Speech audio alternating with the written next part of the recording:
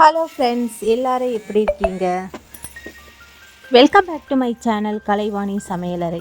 இன்றைக்கி நம்ம சேனலில் பாரம்பரியமான அடை ரெசிபி எப்படி பண்ணுறது அப்படின்ற வீடியோவை தான் உங்களோட நான் ஷேர் பண்ண போகிறேன். இதை பாரம்பரியமாக பண்ணுறது அப்படின்னாலும் இது கொஞ்சம் என்னோடய ஸ்டைலில் தான் பண்ணியிருக்கேன். இந்த அடைக்கு சைட் டிஷ்ஷே தேவையில்லை, நீங்கள் வெறுமனவே சாப்பிட்லாம், அவ்வளோ சூப்பராக இருக்கும். அந்த ரெசிபி எப்படி பண்ணுறது அப்படின்னு பார்க்கலாம் வாங்க.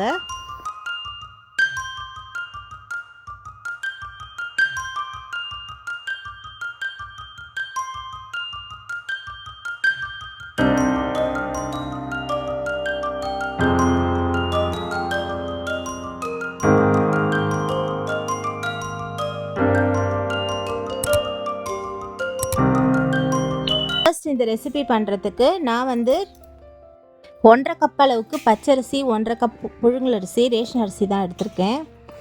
இப்போ ரேஷன் துவரம்பருப்பு அப்படின்றதுனால நான் ஒரு 3/4 கப் அளவுக்கு போட்டிருக்கேன். கடலைப்பருப்பு 1/2 கப், சிறுபருப்பு 1/2 கப், உளுத்தம்பருப்பு 1/2 கப், இதையெல்லாம் சேர்த்துட்டு கூட கொஞ்சம் ஒரு 4-5 காஞ்ச மிளகா அதையும் சேர்த்துக்கிறேன்.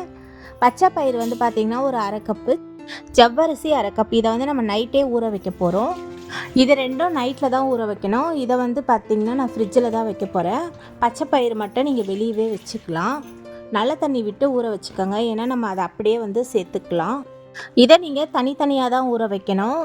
அரிசி பருப்பு எல்லாத்தையும் ஒன்றா போட்டுறாதீங்க, நம்ம மிக்சியில் தான் அரைக்க போகிறோம். ஃபஸ்ட்டு அரிசியை நல்லா கொரகொரப்பாக பவுட்ரு பண்ணிவிட்டு வந்துடலாம். 1.5 மணி நேரத்துக்கு மேலே ஊற வைக்காதீங்க. இப்போ அரிசி பருப்பு எல்லாமே நல்லா ஊறிடுச்சு, காலையில் ஆகிடுச்சு மறுநாள். இதில் நான் ஒரு 1/2 ஸ்பூன் சோம்பு, 1/2 ஸ்பூன் மிளகு, 1/2 ஸ்பூன் சீரகம், அதோட கூடியே இந்த அரிசி, காஞ்ச மிளகா சேர்த்து நல்லா கொஞ்சம் நைஸாக இந்த இட்லி மாவுக்கெல்லாம் கொஞ்சம் நர அரைப்போன்னு பார்த்தீங்களா, அந்த பக்குவத்துக்கு நம்ம அரைச்சி எடுத்துக்கலாம். இதுலேயே ஒரு பீஸ் அளவுக்கு இஞ்சியும் நான் சேர்த்து ஆட் பண்ணிட்டேன்.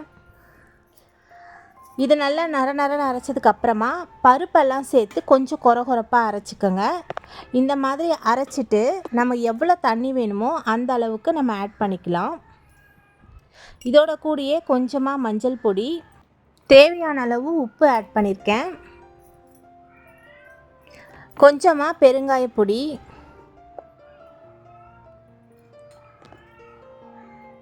தனி மிளகாத்தூள் 1 ஸ்பூன் அளவுக்கு ஆட் பண்ணிக்கோங்க. இதில் நான் பச்சை மிளகாவும் ஆட் பண்ண போகிறேன், ஆனால் காரம் உங்களுக்கு தெரியாது. நம்ம ஊற வச்சுருக்க சிறுபருப்பை ஆட் பண்ணிக்கலாம்.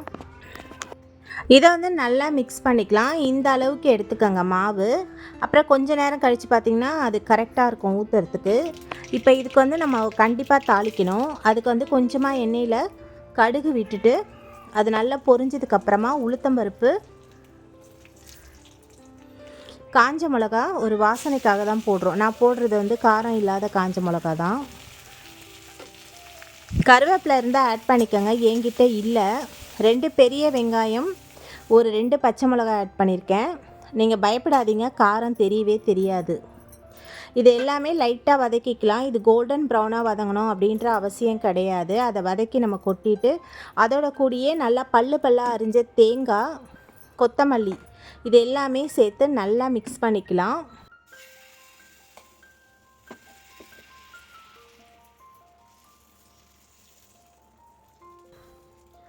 பாரம்பரியமாக பண்ணுறதுல ஜவ்வரிசி போட மாட்டாங்க, பச்சை பயிறு போடுவாங்க. ஆனால் ஒரு கைப்பிடி அளவு முருங்கைக்கீரையும் ஆட் பண்ணுவாங்க. என்கிட்ட இப்போ இல்லை, இருந்தால் நீங்கள் அதையும் சேர்த்து ஆட் பண்ணி செஞ்சுக்கலாம், இன்னுமே சூப்பராக இருக்கும். இதெல்லாம் நல்லா மிக்ஸ் பண்ணிவிட்டு ஒரு 20 நிமிஷம் அப்படியே வச்சுட்டு அதுக்கப்புறமா அடை தோசையாக சுடுங்க. சாதாரணமாக சாப்பிட்றதுக்கே ரொம்ப சூப்பராக இருக்கும். ஆனால் என்னோடய குட்டீஸ் சாதாரணமாக சாப்பிட மாட்டாங்க. அதனால் நான் ரோட்டுக்கடை தக்காளி சட்னி வச்சுருந்தேன், அதோட கூட தான் அவங்க சாப்பிட்டாங்க. ஆனால் நான் வெறுமனை தான் சாப்பிட்டேன். வெறுமனை சாப்பிடும் பொழுதே அவ்வளோ சூப்பராக இருந்தது. கண்டிப்பாக நீங்கள் இந்த டிஷ்ஷை ட்ரை பண்ணி பாருங்கள்.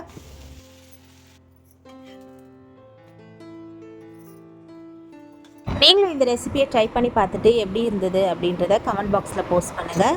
இன்னொரு யூஸ்ஃபுல்லான ரெசிபியில் நான் உங்களை சந்திக்கிறேன். தேங்க்யூ ஸோ மச் ஃபார் வாட்சிங் friends. Take care. Bye bye. Happy cooking.